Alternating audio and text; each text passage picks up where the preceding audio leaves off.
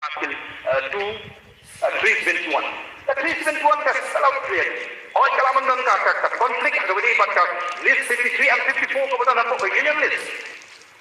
Lara ka government of India menta kalau ai kinaga ya ka life pa new kuway no act of parliament can apply in respect of social religious practices of the Nagas, administration of civil and criminal justice according to the customary laws of the Nagas, ownership and transfer of land and its resources. Lara kala ay kata, paglar ka doon ka jingtih, kadang ka lupa na ngalaban mo. Apa si ay, hindi di kan pagkali kan conflict, pagkali di list di betul apa union list. Jadi ka duty ka jong government of Nagaland ban negotiate with the government of India. The context jong Nagaland baka Meghalaya kay fair. Ang Nagaland ka doon ka insurgency problem. Limlawan ra ya ka Armed Forces Special Force Act. Ya ka Armed Forces Special Force Act lapan rekam haginu kini bijaka kepada government of India ka declare as this stop area. Please don't mix the issue. That declare haginu area ki baka government of India ka declare as this stop area ki rekam me armed forces. Kani I full power ya ki army lele ki military bakin conduct ka raid lele bakin operate haginu bijaka.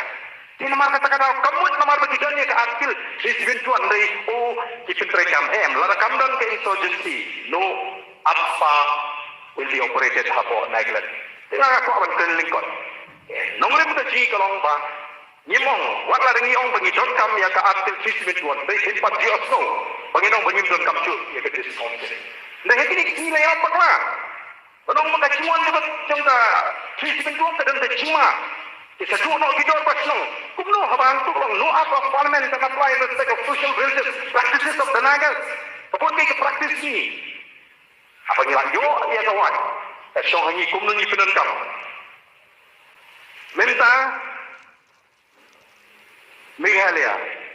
Paling ni apa banti uranium? Bagi dengkian. Why? Can anyone tell me? Paling tu komen of India kama banti uranium. Persiap kisah malang ownership lari kita try ki ai jibet no one can stop kata kamu dengar umno begini rai kata ni nama kata ni hapan suatu kat kum dunia cukup ni suatu ba hakapor pengiran dei kita autonomous body yes kata sikshidi kalau ini nama kaida ini ki anje sokal asam in pangshu al-kajung the jalal hapan insert the government of India insert the para 12A has a constitution one pintikna that there is no parallel authority atau iko akan utri ki bandan aga jalan iko apa ini nyama manu ultimately ban suffer upay ba ban suffer tinatang yung kampaknya you don't come yet an apa puli kani ya ka article life pa ni foi yang bersuatu yang aktif life pasu disusu kalau comprehensive dan spell out clearly. Kamdon, ian juga sorkar Nagaland, apa Nagaland Cibubun, Wildlife Protection Act kam terekam, Forest Conservation Act 1980 kam terekam, Mines and Minerals kam terekam. Ini berkait ian juga sorkar India ki terekam. Lalu ini jindua yo ini kam jindua itu, minta kati mau tisha, penuh pemakai, pemakai ignorasi. Mar kenapa kata sikshidi ini? Awak dia kani ruling the Supreme Court ada 1971. Jadi buat lampuli ini ke orang kumno. Supreme Court held the preamble of the Impune Act no doubt does speak of the necessity to make provision with respect to transfer, allotment, occupation or use of land for lawmaking likely to promote the interests of the inhabitants thereof.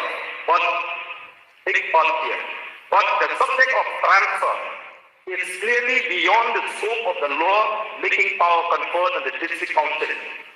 Hamaरा kata kalau district council ka mak Hawaii ni di mana transfer land, mana hak juga di tribal Israel cakap Hawaii.